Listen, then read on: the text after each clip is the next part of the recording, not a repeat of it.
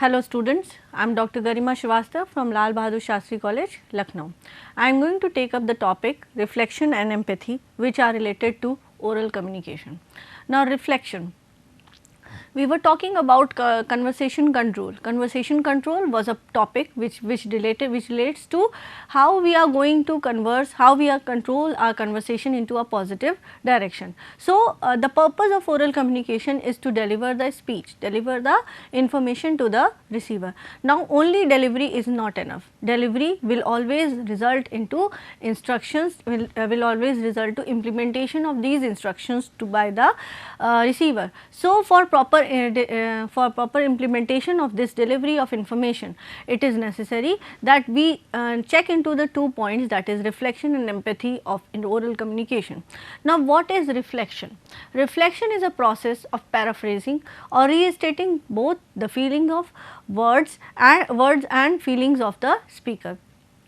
Now, when we talk about paraphrasing, paraphrasing means as a receiver, I am trying to replace the words, I am trying to understand the words said by the sender. So, this is called paraphrasing, and feelings means I am trying to understand what the person is trying to send as a feeling when he is talking about certain oral communication. The purpose of reflecting is to allow a speaker to hear their own thoughts and to focus on what they say and feel. So, through reflection it is important, it is important where for a sender, for this reflection is very important for a sender. Why? Because the speaker will be able to hear his own thought. The speaker will plan and record his own oral communication, and he will hear his own thoughts. Now, through hearing his own thought, he will be able to see what are the points he has left out, what are the things which are needed for more improvement in the communication, and similarly he will be able to focus on what he want to say and feel. So, he can improve his communication, his information through his reflection. So, to show the speaker that you are trying to perceive the world as they see it and that you are doing your best to understand their messages. Now, it will help the speaker to understand the world from their own eyes by listening to your own thoughts, listening to your own speaks. Now, it will also encourage to continue talking. Now, of course, when you listen to your things, your communication, you will try to improvise, you will try to continue on a particular topic, and you will try to cover all the points that have been that have to be taken up in a particular proper oral communication. Now, reflecting does not involve you asking questions, introducing a new topic or leading the conversation to another direction. Now, of course, it will reflection will never lead to asking of questions. Okay. So, whenever we talk about reflections means the speaker is going to practice, the speaker is going to plan his speech, he is going to practice, he is going to record his speech and then listen it back.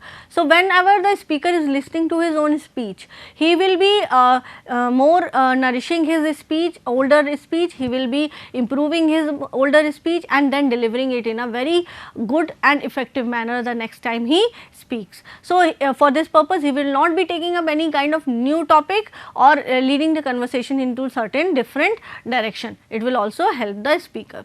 Speaker are helped through reflecting as it not only allows them to feel understood, but it also gives them the opportunity to focus their ideas. Now, it will also help the speaker that how much is to be spoken, is it not too much or is it not too less, and of course, it will also allow them to be felt understood by the receiver, because you will be at the other end as a receiver when you will be listening your own speech. So, what are the opportunities that needs to be focused, what are the points that need to be focused when you listen to your own speech.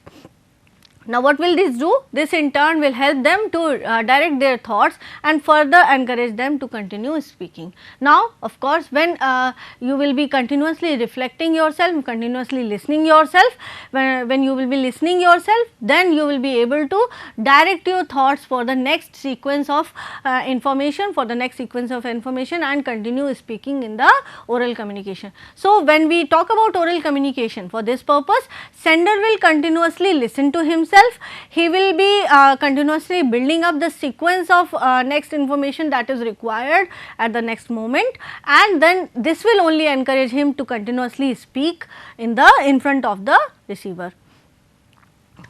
Now, if we see it as a process, it is how does reflection work. Now, once you record, it starts with recording of your message. It can be done simultaneously, as suppose a person is speaking, he is also listening to himself, he can make refinements then and there, but it requires a lot of experience. For the first time, for the very freshers or for the very beginners, if oral communication is done, it can be done for the first time through recording. Now, whenever you are going to communicate orally for the first or the second time, you are as a fresher, over there you can take reflection as a very important item. So, over there you can record whatever you want to speak. Now, before recording, of course, well planning of this oral communication is important. Then once you record, you will listen to your own information, you will listen to your own speech. Now, after listening to your own speech, you will try to understand that whether the speech was correct in itself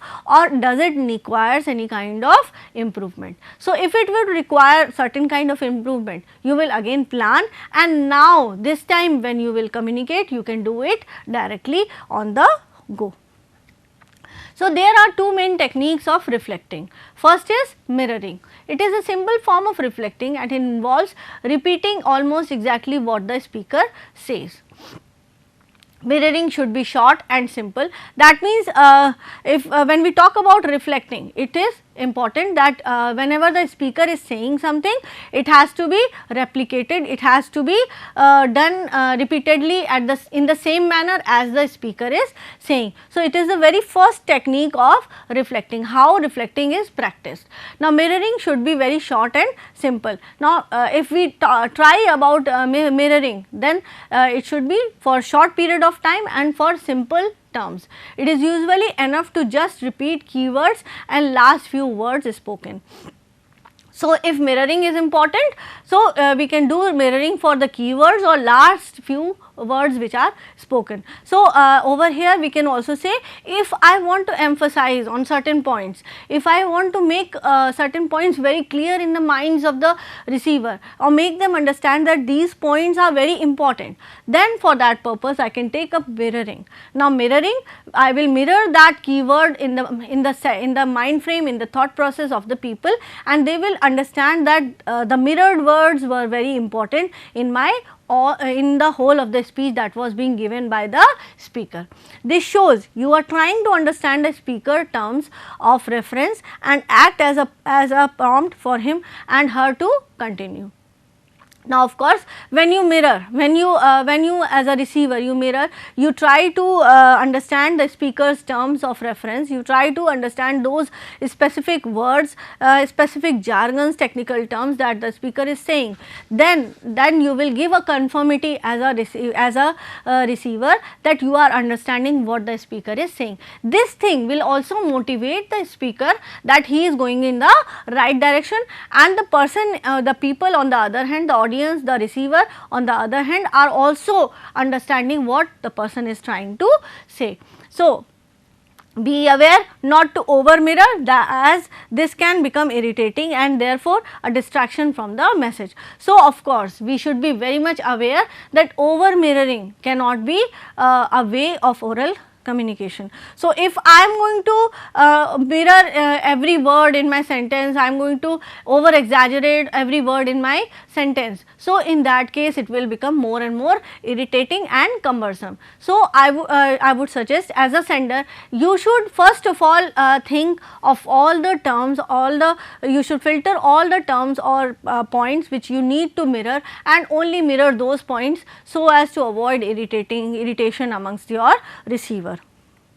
Now, mirroring can be done in the following 5 steps or 5 basic modes it can be mirrored. It can be mirrored through body movements, like through your body movements, it is the speaker is able to understand, you are able to understand what the speaker is saying. Then facial expression can be a question mark, or it can be a flat kind of expression where you are not understanding anything, and nodding of your head with raised eyebrow will say that yes, you are understanding the points. Similarly, your breathing pattern, that pattern will also reflect that are you able to understand as a receiver what the speaker is sending. Then similarly, your voice tone, your voice note, whether it is low, high or medium, this will also tell, this will also reflect what to what extent the audience has understood the speaker. Then blinking of your eyes. Second comes the paraphrasing. The first one was the mirroring, now it is paraphrasing. Now paraphrasing means using other words to reflect what the speaker has said. Now of course, when a speaker says something, when a speaker uses certain terms and forms sentences using different words, over there paraphrasing is a technique through which the receiver tries to reflect what the speaker has said. But over here the listener or the audience will replace those words what the speaker is saying with the words, with easy and simple words that are understood by the receiver. Now paraphrasing can be taken up as the same thing as we do when we edit a certain para. Suppose a paragraph is given by a teacher and he says that you need to edit the whole para without changing its original content. The same thing is done with paraphrasing. Over there we replace the words, we replace the difficult words, we as an audience replace the difficult words, or speaker replaces these difficult words, so that actual meaning remains the same and it is made easily understood to the receiver. Now paraphrasing shows not only that you are listening, but that you are attempting to understand what the speaker is saying. It is often the case that the people hear what they expect to hear due to assumptions of stereotyping and prejudices. Now of course, when we talk about paraphrasing, it is important to understand that what you are hearing is important. Now of course, when you are hearing something, the pronunciation is also should be very clear. Now with clear pronunciation, whatever the speaker listener is hearing, he will try to paraphrase it according to his own thought process. Now there can be certain kind of errors due to assumptions or stereotyping or prejudices, because it is often seen that we hear what we expect to hear. That means we as a receiver will always be in a certain mind frame. He will not change his mind frame for a speaker. He will do so only when certain kind of terms and conditions are being applied on the receiver. Now with this certain mind frame, if he is not trying to change this mind frame, he will hear what he expects to hear, or he will just extract what he expects to hear from that particular conversation. Now if he extracts only what is important for him and leaves the unimportant one, then it will mislead the information and lot of confusion can create. So paraphrasing is a very important part, where in the listener as well as the speaker needs to replace the words with very effective words, so that the basic content, basic meaning doesn't changes. So when paraphrasing, it is of utmost importance that you do not introduce your own ideas or questions the speaker's thought, feelings or actions. That means paraphrasing, during paraphrasing, the words should not be used such as that they introduce their own thought. The thought process should be same, the meaning or the content should remain the same. Only tough words or difficult terms should be replaced with easier ones.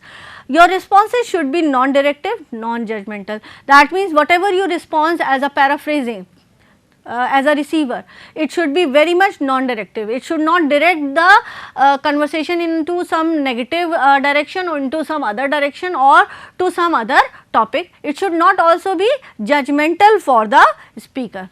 Now, it is very difficult to resist temptation to ask questions, and when this technique is first used, reflecting can seem very stilted or unnatural. So, because asking question is a very natural process amongst the receiver. So, whenever this technique is used, it should be used in a very careful manner, so that mirroring as well as paraphrasing does not leads to confused communication, it does not leads to something misleading to the receiver.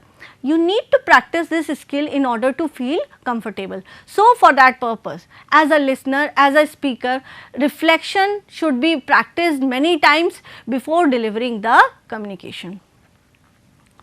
So, paraphrase it.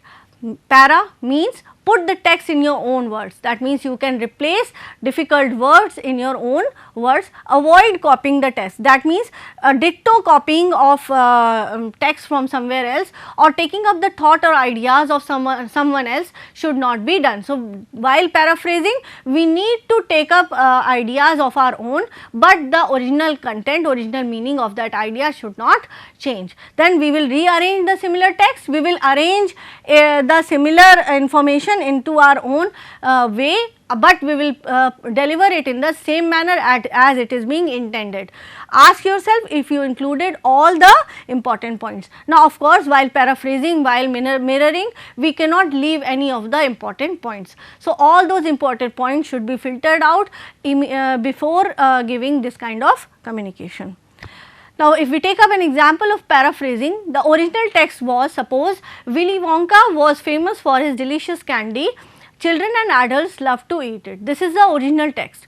If I as a sender paraphrase it, I can say it in this way: Willy Wonka was known throughout the world because people enjoyed eating the tasty candy he made. Both the sentences are one and the same, they deliver the same meaning, but I am delivering it in a different manner as was being delivered originally.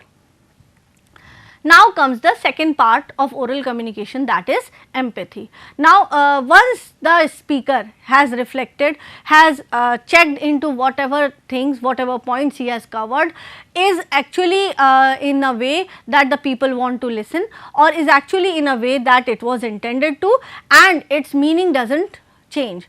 It is also important that empathy is there. Now, empathy comes from the point of view from the listener. Now, when reflections are done, they are done from the point of view of sender. That means, a sender will reflect, will deliver the message, test the message before delivering and cover all the important points. Similarly, it is the responsibility of the receiver that he empathizes with the sender. That means, he takes up the feelings of the sender as was being sent. That means, if he is calm, if he is courteous, then the meaning of the sentence of that courteous feeling should be taken up as the same by the receiver. Now, what happens? It occurs in 4 elements of empathy. Now, first of all, see the world. That means, the receiver has seen the world. That means, through his experience, he has his own ideas, he has his own thoughts. Now, along with this, he is not judgmental, he should not be judgmental, he should be appreciative that other is also a human being. Now, when I look at the other person as a human being and judge him according to my own experience or own education, then it will be wrong. I can experience something, I can judge something, I have certain kind of education, but I should also appreciate what the other person is saying. This is called empathy. Now, when a person is empathetic enough, he will communicate the understanding, he will try to understand what the person is giving. So, ultimately the receiver will feel, he will feel whatever the things have been told by the sender. That means, whatever are the feelings of the sender are actually understood by the receiver in the same manner when we talk about empathy. Now, empathy is the art of seeing the world as someone else sees it. When you have empathy, it means you understand what a person is feeling and give a moment and understand what other person's actions made sense to them. That means you are a very calm listener, you are a very active listener, and you are trying to understand the feeling of the others. When you listen to someone very carefully, that means you are putting up a relationship of empathy between you and the sender. That means you are trying to understand the feelings of the sender and thereby also understand what the person is trying to communicate with you. Empathy helps us to communicate our ideas in a way that makes sense to others, and it helps us to understand others when they communicate with us. So, it acts vice versa. When we communicate our ideas to others, the others will also understand and they will communicate their ideas with us.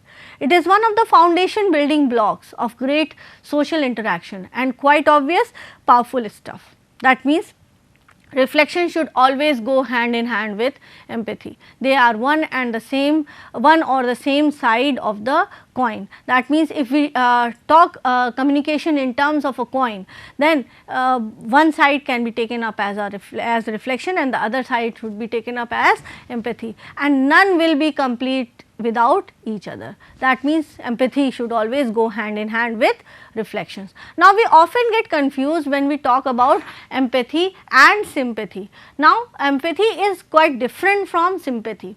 Empathy means put yourself into shoes of another. That means we are just trying to understand the feelings of others. Neither we are trying to change our feelings, our education, our experience. We are trying to understand just the feelings of the others. Why? Because maybe the other person, whatever he is trying to deliver, he is delivering something different which I may or may not know. So, for that purpose, for better understanding, better learning, I have to be empathetic with my sender. Sympathy, what does it mean? Understanding from your own perspective. Now, sympathy means you are trying to understand through your own experience, through your own understanding. Now, of course, when you will understand through your own thought process, the things which were being sent by the sender or the delivery of information may get changed. A lot number of confusions may arise when we look into information through sympathy. So, it should be seen as there is a very thin line between empathy and sympathy, and the difference between empathy and sympathy is should be taken into consideration when we talk about oral communication. So, a sender, a receiver should always be empathetic and not sympathetic with the sender. Now, how do we get empathy? We all are designed to naturally empathize with each other. Actually, naturally we all have some kind of empathy with the other person. Sometimes this empathy is so much that it turns into sympathy. That is why I said that empathy and sympathy has a very certain thin line of difference between each other. Now, as a person, as a natural person, we need to understand this difference between empathy and sympathy. Our brains are wired to experience the emotions that someone else is feeling. Unfortunately, a few people have excellent natural empathy.